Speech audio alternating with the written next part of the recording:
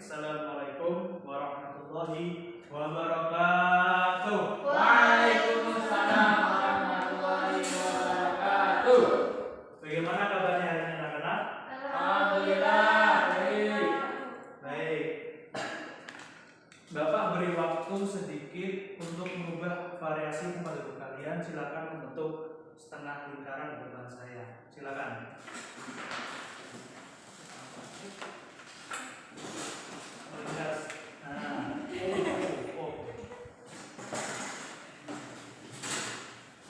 Kalau begini kan enak, kita merubah variasi, kita bisa melihat satu sama lain dan kita tidak ada jarak. Baik, pada pertemuan kita pada pagi hari ini yaitu terkait dengan materi pembelajaran sejarah kebudayaan Islam. Sebelum kita mulai pembelajaran, marilah kita membaca basmalah bersama-sama. Bismillahirrahmanirrahim. Baik, Bapak absensi terlebih dahulu. Mas Wahirin, Hadir. Mbak Wahyu Malika, Mbak Murni Kapitasari, nggak ada? Nggak ada. Baiklah, terima kasih. Nah, materi kita pada pagi hari ini yaitu perkembangan Islam pada masa Bani Umayyah. Kemarin kita telah mempelajari materi tentang substansi dakwah Khulafaur Rasyidin. Coba saya tanya kepada Mas Fahiri, bagaimana tingkatan kekhalifahan Islam yang pertama pada zaman Bani Umayyah. Nabi Nabi Muhammad. Terus yang kedua pada masa Sahabat. yang ketiga pada masa Bani Umayyah. Bagaimana kalian itu? Nah, pada masa Bani Umayyah kita akan mempelajari yaitu terkait sejarah berdirinya Bani Umayyah, perkembangan kebudayaan, peradaban Islam, lalu tokoh keilmuan Muslim, lalu mengambil ibrah dari perkembangan kebudayaan Islam yang telah dicapai dan Khalifah Umar bin Abdul Aziz. Memasuki poin yang pertama yaitu sejarah berdirinya Bani Umayyah. Kalian tahu nggak ketika akhir masa Khalifahan Ali bin Abi Thalib itu telah muncul kegaduhan yang sangat luar biasa. Nah, di situ muncullah sebuah keinginan dari suatu kelompok yang diketuai oleh Abu Sufyan. Nah, pada Bani Umayyah itu masuk Islam ketika Fathu Mekah yang ke-8 pada tahun 8 Hijriah. Lalu pada masa itu seluruh gerombolan Bani Umayyah memasuki Mekah.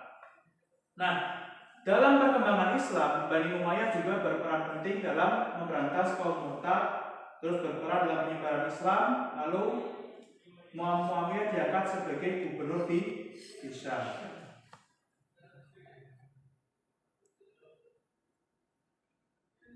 Nah, ini yang paling penting di sini. Coba dilihat, diperhatikan di sini semua ini paling penting. Jadi setelah Ali bin Abi Thalib, kekhalifahan berpindah ke tangan siapa, Mas Arin?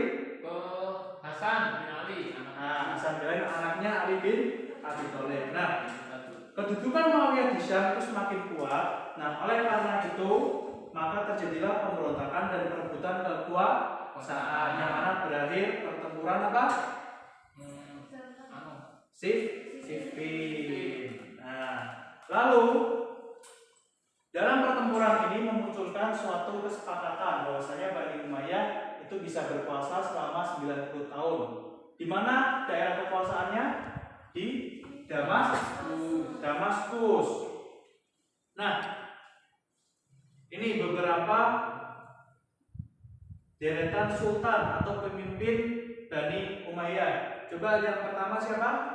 Muawiyah bin Abi Sufyan. Yang kedua? Yazid bin Muawiyah. Yang ketiga? Muawiyah bin Yazid. Yang keempat? Marwan bin Hakam. Nah, dalam keempat ini yang paling fenomenal ada ya Yazid bin Muawiyah. Kenapa? Karena dia berbeda sendiri. Karena dia memiliki sistem pemerintahan yang sangat otoriter daripada ayahnya. Nah, lalu perkembangan kebudayaan Islam pada masa Bani Umayyah pada kekuasaan Islam yaitu tahun 90. Nah, di sini memperluas wilayah pada jajaran benua Asia, Eropa, dan Afrika. Jadi kekuasaan Islam pada saat itu sangat luas. Tidak hanya pada Jazirah Arab saja, juga melainkan sampai ke benua Afrika dan Eropa. Nah, bidang-bidang ilmu agama ada berapa di sana? 1, 2, 3, 4, 5, 6. Ada 6. Tadi ada beberapa, yaitu penyempurnaan bacaan Al-Quran, terus ilmu cara membaca Al-Quran atau tajwid, kodifikasi hadis, terus tafsir Al-Quran, ilmu fikih, dan ilmu tasawuf. Nah, bidang politik dan militer ada banyak sekali. Yang terutama paling menarik adalah pada ini membangun angkatan laut yang kuat. Karena apa? Karena ketika kekhalifahan Abu Bakar, Umar bin Khattab, Utsman bin Affan, dan Ali bin Abi Thalib itu tidak terlalu memiliki kekuatan maritim yang sangat memadai. Tetapi pada masa kepemimpinan Bani Umayyah itu memiliki kekuatan maritim yang kuat. Maka itu sangat fenomenal sekali pada masanya.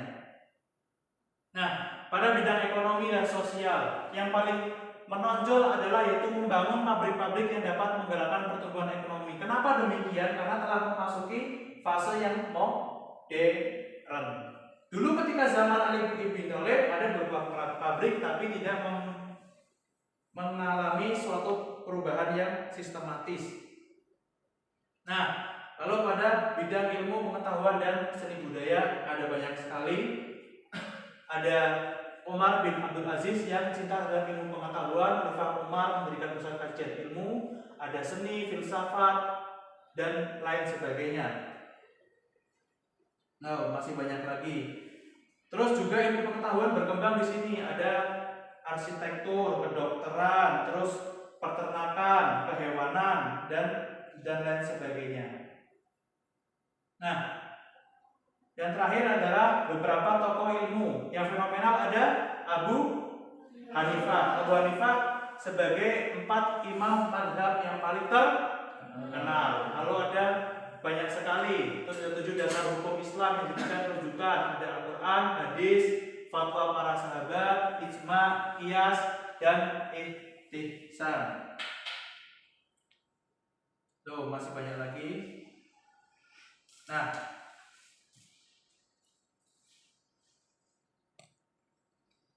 dalam bidang tafsir dan hadis juga memiliki tokoh-tokoh yang fenomenal dan juga banyak sekali sebuah studi kajian yang menarik. Oke, karena waktu sudah menunjukkan untuk ditutup, Bapak ingin tanya kepada kalian semua, terutama Mas Bahirin. Saya tanya Mas Bahirin, tokoh paling fenomenal pada masa Bani Umayyah siapa?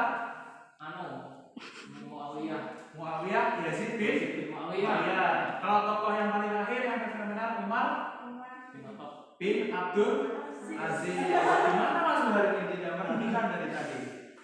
Ya. Untuk menutup pertemuan kita pada pagi hari ini, Bapak akan memberikan tugas yang nanti bisa dirangkum materi kita yang sangat banyak tadi sekali sampai Bapak susah menjelaskannya, ya kan?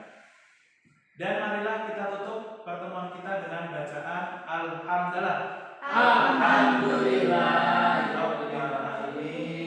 Marilah kita pulang ke rumah masing-masing. Jangan lupa, jangan mampir kemana-mana ya. Jangan jajan, jangan masuk ke warung, dan ingat selalu pesannya. Baik. Terima kasih atas perhatiannya. Wassalamualaikum.